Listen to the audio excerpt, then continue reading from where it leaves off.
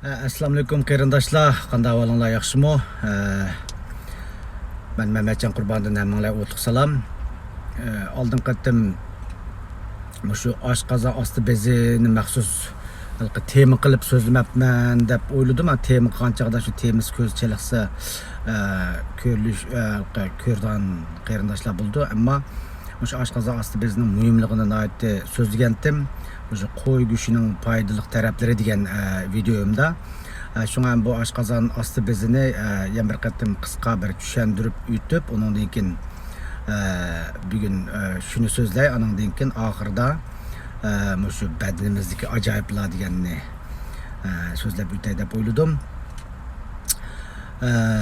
Shu sizlar menlar ko'rayotgandek ham ko'rganlar ko'ryapti degandekchi, hazm qilishniki shu eg'izdan boshlab tushdim. Eg'izdan boshlab shu maqatgacha 9 metr atrofida 12 barmoqqa keldim. 12 barmoq kelgandan keyin biya bilan tutishadigan 12 barmoqqa quyiladigan deymizmi? Yo'llar. Masalan, o't yo'li, oningdagi ئاشقازان ئاستى beziniki yo'li degandek. Shunlashqa shu hazm qilish bilan nihoyat zich munosabatli bo'lg'achqa shunga 12 barmoqni so'zlab bo'ldim. Ham uni 12 barmoqdan keyin shu 12 barmoqmi shu kichik-kichikga qarab mangdi. 12 barmoq ondan keyin uni tarjima qilamayapman rasminsam. Bo'sh 3 oy demdik. Bo'sh 3 oy, undan keyin oylam 3 oy deb tarjima qilsam bo'lamdi. Andan keyin shu kunchang huychang deb qo'ydi-chu, Xitoycha. Shunlashqa hamda shularni kilaqatimda so'zlashni planladim. Bugun hamda shu ئاشقازان ئاستى bezi to'g'riliqmi savollar tushibdi ekan ras. Qat'iy xapmaysizlar. Men YouTube'niki komment fikr yozgan yeriga munchilik fikr keldi deb chiqib turadi. Ammo men yaqinda qarsam 0 turdi, ammo jiq savollar tushib ketibdi. Bir hafta bo'ldi, 2 haftaning oldidagi savollar degandek. Qat'iy xapmaysizlar. Boya bir Facebook'da bir qarindishim shu başniki titrish bilan qo'lning titrishi to'g'risidagi nimani kechikib ketdingiz degandek ham xaplagandek bo'lgandek hissiyatda bo'ldim. Men kechirim so'radim. Demakchi hamda shu YouTube'niki mammo qarab bo'lamdim desam bo'ladi. Shuni deydiganim yana shu WhatsApp'da ayrim qilsanglar, keyin WhatsApp'da ayrim qilinglar, bir hisobda eng yaxshisi WhatsApp'da so'z qoldirib yoki xat yozamsizlar. Men xatni tiz yozolmayman. Shuni demoqchi bo'lganim shu. Shunga WhatsApp'da gap qilsak yaxshiroq bo'larmikin deb o'yladim. Maxfiyatlikni albatta saqlayman. Ondan keyin men necha qatim dedim, shu butun tushayotgan savollarni vaqti-vaqtida yig'inchoqlab YouTube yozsam, boshqa qarindoshlarning foydalanishiga yaxshimikin deb o'yladim. Shunga hamda shu YouTube'ga javobim kechib qolgan qarindoshlardan kechirim so'rayman. Hali jiq savollar tushibdi. Masalan, shu ئاشقازان kislotasiga so'zlagan vaqtimda eg'izim puraydi, shunchalik cho'tkalayman, bu nima uchundir, maska taqqandan keyin his qildim degandek. Andan keyin men birdan hamda hozircha meniki kallamda savollarga bir javob berib, undan keyin ئاشقازان ئاستى bezini azroq so'zlab deb o'yladim, so'zlay deb o'yladim. Bu bu nima deymiz? Eg'iz purash odatga normal ish. Atigan turgan chog'da har qanday odamning puraydi. Nima uchun degan chog'da men eg'izning ichidagi 3 cho'ng bezini so'zlab bo'lgan, sho'ligayning paydilik tەرەپلىرى deb. Shuni ko'rsanglarmi bilalaysizlar. Shunlashqa bu masalan oddiysi eg'izimizga kechicha biz uxlagandan keyin shunaqa sho'ligay ba'zilari ajratib chiqarildi. Shunlashqa atigan o'rnimizning turgan chog'da tabiiy holda asosan hamma odamniki shunday puraydigan ish bo'ladi. Hamda ba'zilar deydiki, mening oshqoznim masalan tarat yaxshimay qolsa, cho'ng tarat yaxshimasa, mana puraydi deydiganlar bo'ladi ekan. Ammo uning azroq asosi bor, ammo lekin yana shu ba'ziniki ajratmaniki haddiy hisobsiz bo'lishidimi bo'ladi. Masalan, oddiysi mana g'o'r degan gapni desak, ham o'ylasingan-ku ishlarni. G'o'r desak, g'ajjatal og'zimizga sukiladi-ku. Shuning o'xshash ajratmaning haddiy hisobsiz bo'lib ketishdimi bo'ladi. Şuna hem de bu eğiz pıraş her qandaq adamda buludu. Unchilik andish qilib ketishning o'rni yo'q. Yana birisi oshqozon kislotasiniki adadiy hisobsiz ajratib chiqarishidimi bo'ladi degandakchu. Buningga javobim shu. Anandiki yana bir qarindishimiz shu oshqozon bezi to'g'riliq so'rabdi YouTube'da.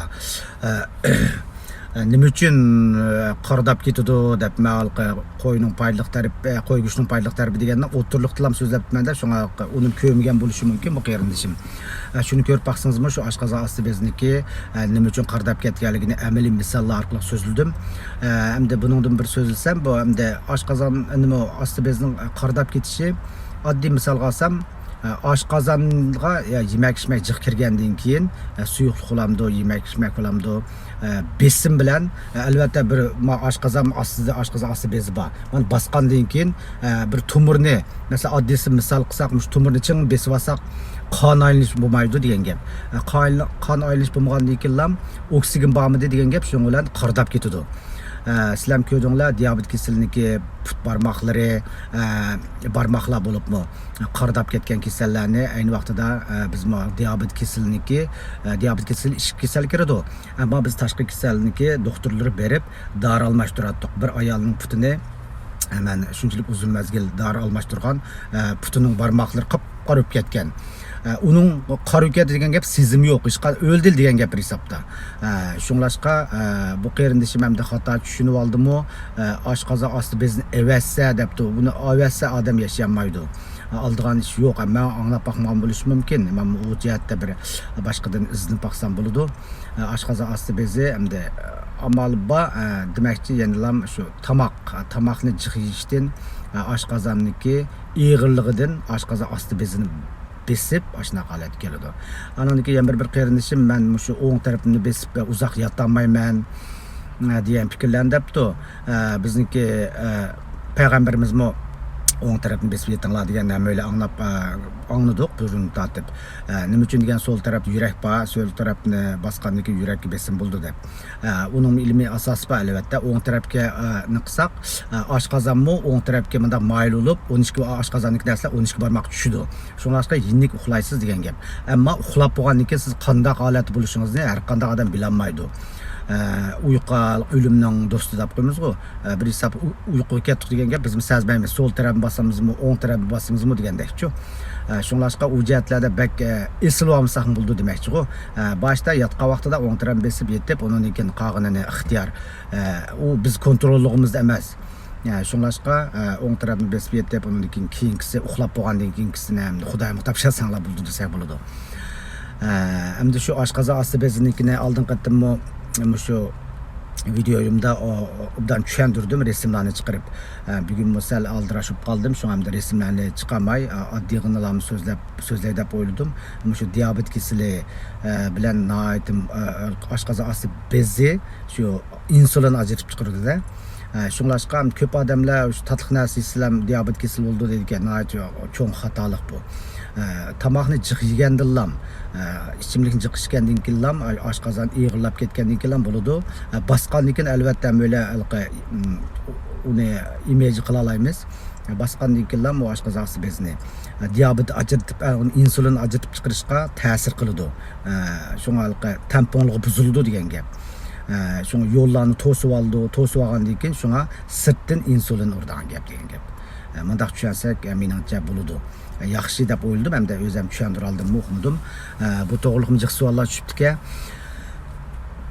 Shunga hamda hozir bu oshqozon osti bezi to'g'riliq shunchalik so'zlasam, undan keyin birisi diabet kasali bo'lgan deymizmi, xalqaroliq bir cho'ng kasal desa bo'ldi bir hisobda. 6 odamning ichida birisi, 10 odamning ichida birisi bo'ldi deydi ekan. Ammo bu sansipirlarga bak nima deyman, burunda davat qildim. Tomoqdan burun tuvan bo'ldi albatta. Tomoqdan keyin yuqori bo'ladi, diabetni o'lchab, davomli o'lchaydiganlar bor. Ammo mening ko'z qarashim hamda bir hisobda kontrol oldini olish eng muhim ish. Ammo shu sansipirlarga baklam adadiy hisob diqqat qilmay, o'zinglar xohlagancha normalli oshqozonni yenik tutib, andan keyin shu o'zinglar sansipir albatta normal odamni tomoq yegandan keyin tabiiy holda şeker maddesi yuqorilaydi. O normal iş. Amanda aytgan chog'im meniki nimamda qilishcha, kallamni qilishcha shu xalqaroniki o'lchamlari o'xshamaydi bir davlatning son separlari. Tamoqdan burun 6-7 atrofida bo'lsa normal deydi ekan, 6dan 8gacha mashina. Tamoqdan keyin 11dan 13gacha degandik. Ammo son separlarni bak chiqib ketmayman, sizlar ko'ryapsizlar. Uni bak niqib ketmasak bo'ladi bir hisobda. Tamoqdan keyin normal ahvol sal yuqori bo'lishi uchun shuni esinglarda saqlab olsanglar, davomli deyman, normallik intilmiz ham o'yla. Ammo o'ttir hisobdiki son separlar bo'chu. Xalqaroliq o'ttir hisobdagi son separlar oshning ustida bus bo'ladi ekan-ku deganni o'ylab, bakjiq o'ylab olsanglarmi, hamda kasal degan xiyoldan kelib chiqadi ko'pincha ahvolda. Shu hamda bu diabet kasali, bu ichki kasalliklar bo'liminiki ishi, ammo buniki alomatlari bor, shunlashqa buni hamda mushunchalik to'xtalay, hamda tashqi kasal nima dedim, operatsiyanikini oldingi videoyimda hammasini deb bo'lgan. Bu yerda takror desammi, yana bo'ldi, boshqalarga xo'shaqmay qoldi desam bo'ldi, YouTube'ni ko'rayotgan qarindoshlarimga. Shu hamda bu daqiqa nimamdan boshlab, hamda shu 12 barmoqdan tushib, boy degandek inch kuchay, cho'ng kuchay, uningdagi cho'ng kuchaydan bak ko'p kasallar bo'ladi ekan. Mang'imo hozirdan boshlab shu cho'ng kuchay to'g'riliq maslahat qilayotgan qarindoshlarim bor. Shunlashqa u to'g'riliqni tafsili obdan so'zlayman deb o'ylayman. Shunlashqa hamda shu 12 barmoq tugidi, uni so'zlab bo'ldim. Shu kichik kuchay to'g'riliqmi kelaqatimda obdan tushunish qilib so'zlashga tirishman. Buldamsa takror hamda men javob beramgan qarindoshlar ko'ngillar amanglar, men amal bor javob berishga tirishman. Rahmat hamsa, har kuninglar xayrlik bo'lsin. Hamda nima badanimizdagi ajoyiblarni ozroq so'zlab beray, qiziqarli ishlar degandek. Mening YouTube kanalimni ko'rmoqchi bo'lsanglar, bu joyni bosgandan keyin bu joyga sog'lomlik to'g'risidagi Ten Saqliq degan xatni kirgizsanglar, latincha xatni. Ondan keyin yoki bo'lmasa Muhammadjon Qurban deb kirgizsanglar, burunqi videolarim butunlay chiqadi. Rahmat sizlarga. Badanimizdagi qiziqarli ishlar odatda erlarning mingisi ayollarningga qaragan chog'da o'ttir hisobda 14% cho'ng bo'ladi ekan. Ammo zishlig'i hujayrasi o'xshash bo'ldi ekanda tuzilishi. Ondan keyin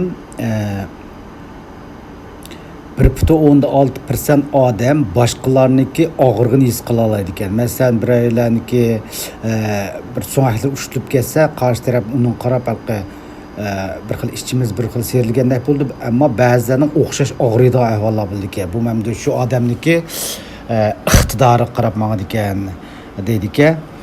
Andan keyin ko'pinchalar anglaymiz, ayollarniki dunyoda o'tir hisobda umr uzun bo'ldi deb. Bu olimlarning tadqiqotida ayollarning nima uchun umr uzun bo'ldi degan chaqda bularniki eng cho'ng sabablari. Ular birinchidan ehtiyotchan keladi ayollar. Andan keyin ularning hayoti va salomatligi nisbatan xatarlik omillar oz bo'lg'achqa degan yakunni chiqaribdi.